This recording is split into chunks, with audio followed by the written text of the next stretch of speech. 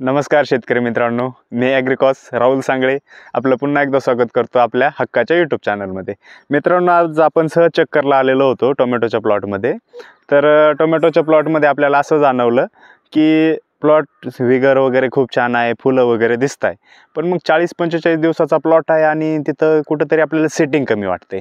आणि त्याचबरोबर पाहिलं की थोड्याशा वाट्या झालेल्या, थोडा व्हायरस टाईपमध्ये देखील आपल्याला वाटलेलं आहे। इथं तुम्ही बघू शकता, हा झाड जर पाहिलं तुम्ही तर इथं थोडं पानं जास्त गोळा झालेलं दिसतंय आणि हा प्रॉब्लेम बघा, एकदम असा पानामध्ये हार्डनेसपणा येऊन जातोय। आता हे कशामुळे होतं ते तुम्हाला देखील माहीत आहे बघा, हे पहा असं थोडंसं पानामध्ये आवाज देखील येतो। तर इथं आपल्याला थोडंसं कॅल्शियमचं प्रमाण ड्रिप वाटे, कॅल्शियम नायट्रेट किंवा हायड्रोस्पीड किंवा ऑक्साईड कॅल्शियम देखील आपण देऊन हा प्रॉब्लेम सॉल्व्ह करू शकतो।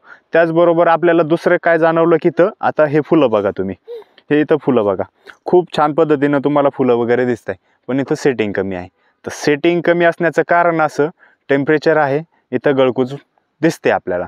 तर गळकूज होऊ नये आणि फुलं सेट व्हावं म्हणून आपण सिस्टमॅटिक असलेले बुरशीनाशक इथं वापरणं गरजेचं। त्या सिस्टमॅटिक बुरशीनाशकमध्ये आपल्या सर्वांच्या आवडीचं कोणतं असेल तर रोको झालं।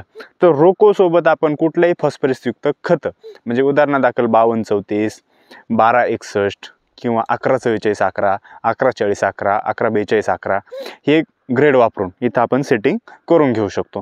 त्याचबरोबर मित्रांनो, या उन्हाळ्याच्या दिवसामध्ये ना वरतून फॉलिअरमधून ऑर्गॅनिक कार्बन आणि सिलिकॉन जाणं खूप महत्त्वाचं, कारण वाट्यांचं प्रमाण मला जेवढ्या ठिकाणाहून फोन येत आहे ना, तर वाट्यांचं प्रमाण आपल्याला प्रत्येकाच्या प्लॉटमध्ये दिसते। तर हा वाट्यांचं प्रमाण कमी व्हावं म्हणून तुम्ही तुमच्या प्लॉटमध्ये तुम्ही फ्लड पाणी द्यायचे। फ्लड पाणी म्हणजे तुम्ही पाटपाणी दिलं पाहिजे। पाटपाणी दिल्यानंतर तुमच्या प्लॉटमध्ये थोडासा गारवा तयार होतो।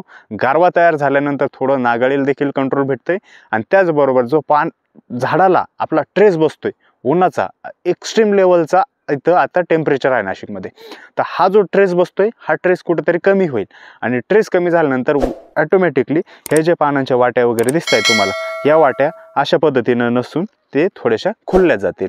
मित्रांनो, अशाच नवीन माहितीसाठी तुम्ही आपल्या यूट्यूब चॅनलला फॉलो, लाईक आणि शेअर करत चला। तुमच्या प्लॉटवर येऊन देखील आपण तुम्हाला मार्गदर्शन करत राहू। धन्यवाद मित्रांनो। यूट्यूब चॅनल नक्की पाहत राहा आणि व्हिडिओ पूर्ण पाहत जावा। धन्यवाद।